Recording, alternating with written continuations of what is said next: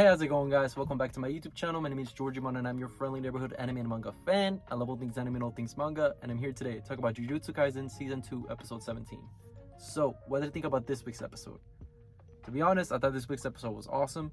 I think it did a great job at adapting a very iconic scene in the manga, as well as one of the biggest moments in the entire arc, and many would argue the single biggest moment in this entire arc of the Shibuya incident, because now we get to see what exactly is this. Why do they call it the Shibuya incident? Now you know exactly if you've seen this episode, which we'll get to later. Now, before I go any farther with this week's episode, I just want to give you guys a quick reminder to make sure to subscribe to my YouTube channel so you guys can be up to date with all my Jujutsu Kaisen, as well as all my anime and manga content that I'll be providing in this channel. It really helps out a lot, and I would really appreciate if you guys could subscribe to my YouTube channel. So if you guys could, please subscribe to my YouTube channel. Also, one last thing, I'm currently sick, so if my voice is a little bit raspy, just know that that's why. Sorry for the quality in the audio. I'm just very sick right now, guys. I sound like a chain smoker right now. But also, I want to thank you guys so much for watching my Attack on Titan reaction slash rant that I made. It's actually hit a huge milestone in the channel. I just crossed 1,000 views. So for anybody that watched it, thank you so much.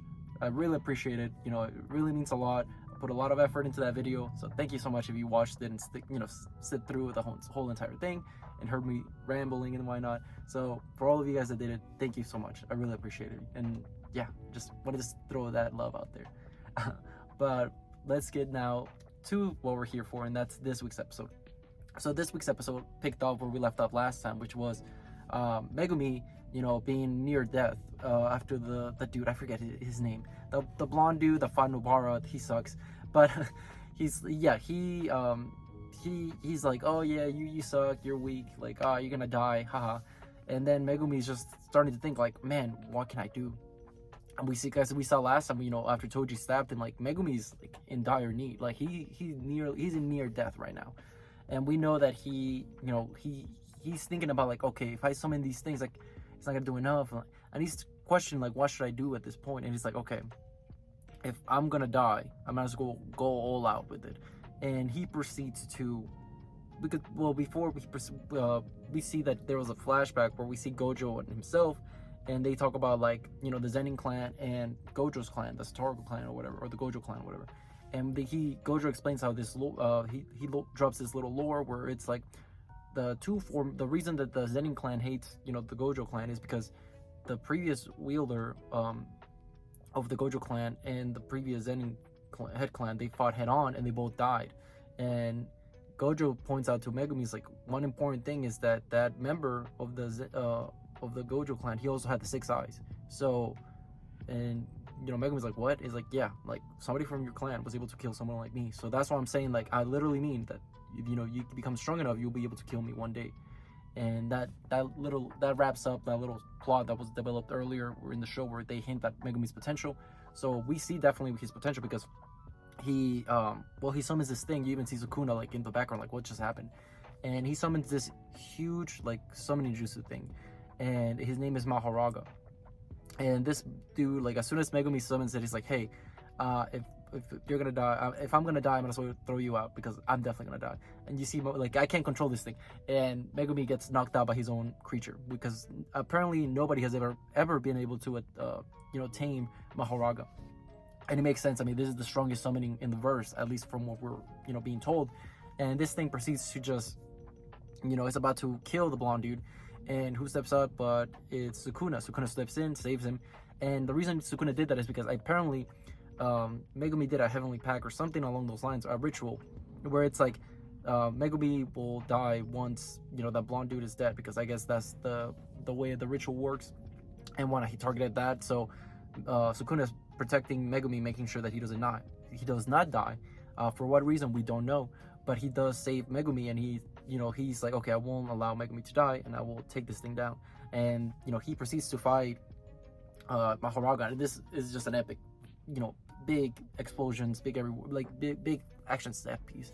And I think the animators did a great job. I want to highlight the animators because they absolutely killed it when it came down to animating this week's episode. I think they did a great job.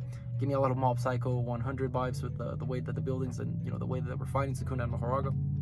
And I wouldn't be shocked if some animators from Mob Psycho worked in this as well.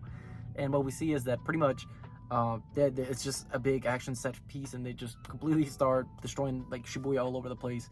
And as the fight continues, Sukuna just starts to realize like I need to like, no matter how many times I cut this guy, like he just heals, and he's like he figures out like, okay, his power is adaptation. He can adapt to anything that I do. So Sukuna then proceeds to just go all out, and he activates his domain expansion. And the way they explain Sukuna's domain expansion is that it's like, you know how there's usually like a veil or something like when a domain expansion, like a bubble when it happens.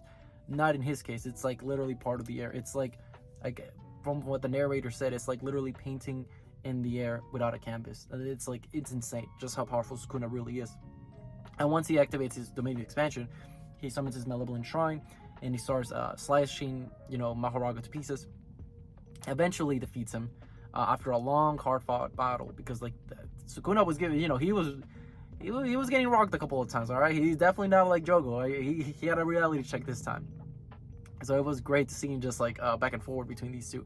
Sukuna, was he going all out? Maybe not, but still, he definitely had to try. He even says it like, maybe if it was the old me, I wouldn't be able to kill you. Like he's talking about his previous life, I guess, back when he in his prime. But yeah, he even says, he compliments Mahoraga. It's like, even I don't know if I could defeat this. Goes to show how powerful this thing is. But eventually, what happens is he defeats it. I guess the pendulum, the thing that kept spinning.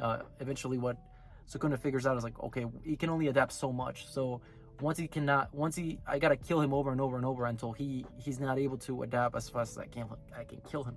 Then it comes to that point, and he's able to kill Mahoraga, from my understanding. And once he does, we see that it cuts back to Juji's point of view, because he takes back over, and Juji just looks at the chaos everywhere in Shibuya, and he's just like flabbergasted. He's like, I can't believe what just happened. And you just see, as well as the Sukuna, I guess, takes control back, like literally within an instant. And Sukuna's like, okay, my time's up almost, and he proceeds to just the blonde, because like he's like, you can go ahead, and the blonde guy's like, yeah, I get to live, yeah, and then his head gets cut off. He's just dead. I was like, thank God. Like this guy sucked, so I'm glad that he's dead. Also, an important thing was that Sukuna, early in the episode, when he saved Megumi, he healed his wound. And also, by the end of the episode, he drops him by the principal. And even the principal's like, was that Juji that dropped him? I was like, no, it was Sukuna. And then you start questioning, like, why is he going out of his way for Megumi? So that's a thing that always, even from the beginning, when he met Megumi from the very start, he says, you have a lot of potential. So he's always had some infatuation towards Megumi. For what cost, we don't know. That's something that we'll see eventually as the show goes on. Now, as the episode ends, we see that Megumi, Itadori takes, control back of his body, and he's just like in shambles. He's devastated of everything that just went down, and he can't believe that, all these people that he's killed, because what we pan out and we see all of Shibuya is just a big black crater of just destruction, just death and destruction. So like literally all 140 meters, I believe, or 114 meters, 144, something along those lines. I forget exactly the numbers, but it was enough that it destroyed everything, but it wouldn't harm Megumi's where he was. So all of Shibuya is dead, destroyed. Thousands upon thousands of people are dead, and Itadori is just there to reflect everything. You see him crying, you see him just devastated, and then it's very heartbreaking, because he feels like he's partially to blame, and he kind of is, because he's Sukuna's best one. He let this happen, and yeah, it was just very sad. And at the end we see Itadori kind of breaking down, and you see eventually he has like a dead inside look, and he's like, okay, I need to proceed and keep helping people, because if I don't, that'll be considered I'll be as good as a murderer. So like I gotta go out and save people. And that's how the episode ends. And then a last scene that we see is also Nanami just in the sewers or in the subway system, just completely burned after the Jogo battle, and he's still ready to fight, but he looks messed up, like he's not in a good spot. So yeah, that's how the episode ends. We're leading up to pretty much the climax of Shibuya going forward. We're nearing the end, guys, and I think that so far, just this adaptation of season 2 has been phenomenal, and I can't stress this enough. I can't wait to see how the final fight in Shibuya goes down, because as a manga reader, I'm very excited to see how it goes down. But yeah, with all that being said, what did you guys think about this week's episode? Did you guys love it? Did you guys hate it? Did you guys thought it was alright? Whatever you guys thought, let me know in the comment section down below. Also, thank you so much for sticking all the way to the end of the video. I really appreciate it. And don't forget to like, comment, and subscribe to my YouTube channel for more Jujutsu Kaisen, as well as more anime and manga content in the near future. And one last thing, before I go, just wanted to let you guys know that sometime over the weekend, I'm gonna probably Sunday, I'm uploading a video regarding the whole situation currently with Studio Mappa and just the whole controversy drama that's going on, and my own 2 cents on the situation. So stay tuned for that, because it'll be me kind of just going off on Studio Mappa and just, you know, discussing the whole situation. So you might really want to, if you don't know what it is, you know, stay tuned, because I think you'll be very interested in watching it. But yeah, with all that being said, I hope you guys have a great rest of your day. Thank you so much for watching the video, and yeah, until next time, bye bye.